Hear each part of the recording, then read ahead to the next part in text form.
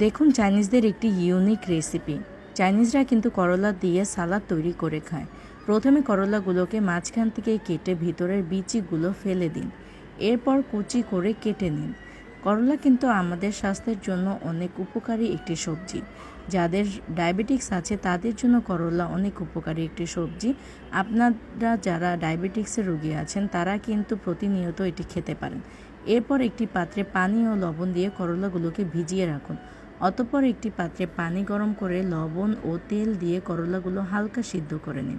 এরপর একটি পাত্রে ঠান্ডা পানি নিয়ে নিন এবং করলাগুলোকে একটু ভিজিয়ে ধুয়ে তুলে ফেলুন।